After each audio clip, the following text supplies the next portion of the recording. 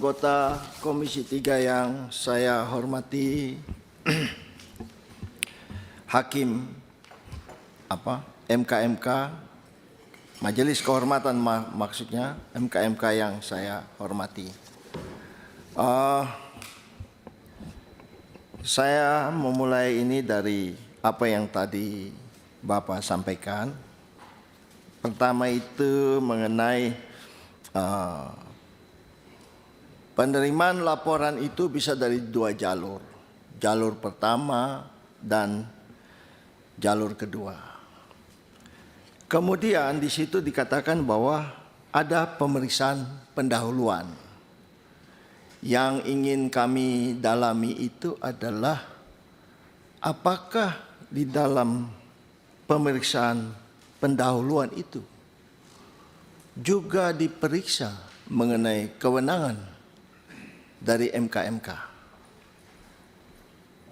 Ini menjadi titik pembicaraan saya karena kemudian nanti kita jelaskan mengenai apa yang apa yang terjadi di DPR.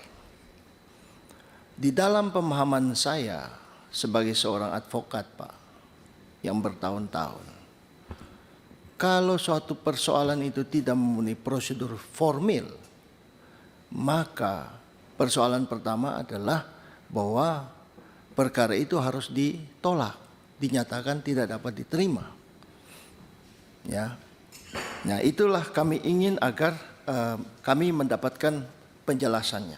Yang kedua, kita bicara mengenai kewenangan MK-MK. Di dalam pemahaman kami bahwa MK-MK itu memeriksa mengenai etika dan keluhuran dari seorang hakim. Post factum, artinya bahwa MK-MK hakim itu sudah bersidang, sudah dilantik, dan sebagainya, kemudian baru diperiksa kalau terjadi pelanggarannya. Nah, mohon maaf dengan segala maaf bahwa kami melihat bahwa MK-MK ini tidak konsisten di dalam hal persoalan seperti ini.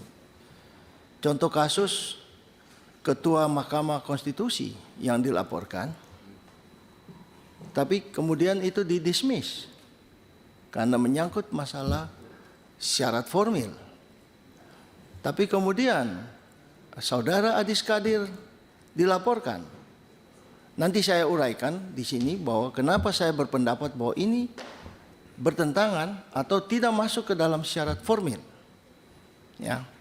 Oleh karena itu izinkan Ketua saya jelaskan agak lebih panjang lebar masalah seperti ini.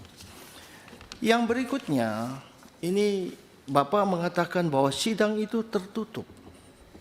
Tapi kami melihat bahwa Bapak sendiri sebagai Ketua Mahkamah Kehormatan MK-MK memberikan tanggapan di koran-koran.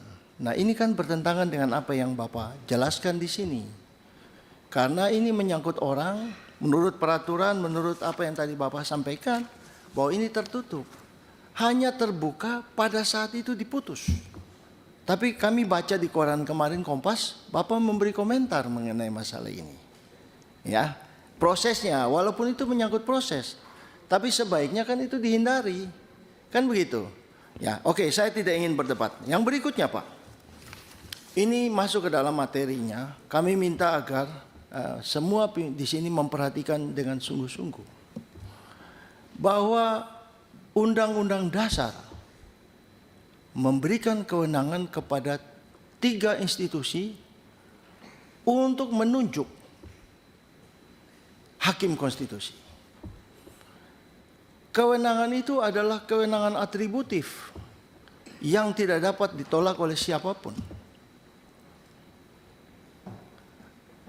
Berarti bahwa DPR, Mahkamah Agung, dan pemerintah pada saat sudah menyodorkan itu wajib diterima sebagai hakim konstitusi.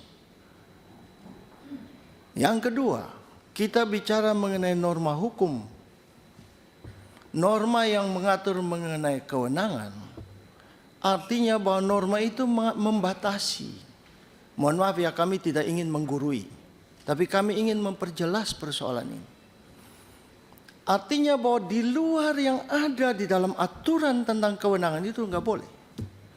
Pertanyaan kami, apakah Mahkamah Kehormatan Mahkamah Konstitusi mempunyai kewenangan untuk menilai segala kebijakan yang diambil oleh DPR? Ini berkaitan dengan tadi saya sampaikan mengenai syarat formil di awal, bahwa keharusan dari Mahkamah MK ini untuk memeriksa ini termasuk di dalam syarat formil tadi yang berkaitan dengan kewenangan. Oleh karena itu kami juga melihat bahwa kalau itu terjadi, semua ini terjadi, seluruh hakim konstitusi itu tidak memenuhi syarat. Ya, kalau di dalam hukum pidana itu kan ada yang namanya teori conditio sine qua non dari Von Bury itu. Ya, semua sebab menjadi akibat. Saya lihat di sini peraturan Bapak, ini komposisi peraturan ini, minimal dia 1 tahun, dia sudah tidak lagi bukan anggota partai politik, minimum 1 tahun terakhir. Ya kan? Kalau ini semua laporan tadi itu dimasukkan ke sini, tidak ada seorang pun yang memenuhi syarat menjadi anggota dari Mahkamah Konstitusi.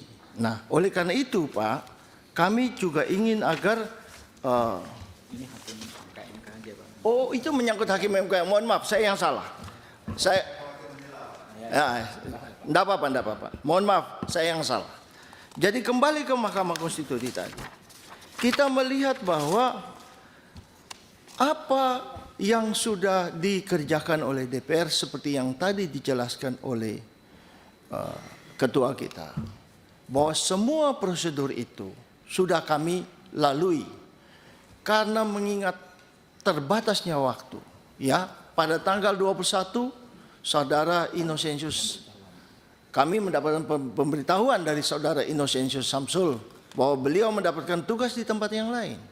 Pada tanggal 26 kami melakukan fit and proper test kepada Saudara Adis Kadir karena tanggal 3 Februari, mohon maaf, Saudara Hakim Konstitusi Pak Arief Hidayat ya purna tugas. Nah, mengingat begitu dekatnya masalah ini, nah saya hubungkan dengan pelaporan itu, bahwa pelaporan itu tidak menyangkut mengenai etika hakim. Dilantik aja belum, bekerja saja belum, apalagi ini menyangkut dengan hal yang lain, yaitu mengenai keputusan presiden. Yang kami ingin tanyakan, apakah Mahkamah MK mempunyai kewenangan untuk menilai ya keputusan presiden? Mengingat persoalan-persoalan tadi itu, kami mohon agar Mahkamah MK dapat mempertimbangkannya dengan sungguh-sungguh, melihatnya dengan sungguh-sungguh, karena ini menyangkut masalah ketatanegaraan. Kira-kira demikian uraian saya. Terima kasih. Gus Fala. Ya.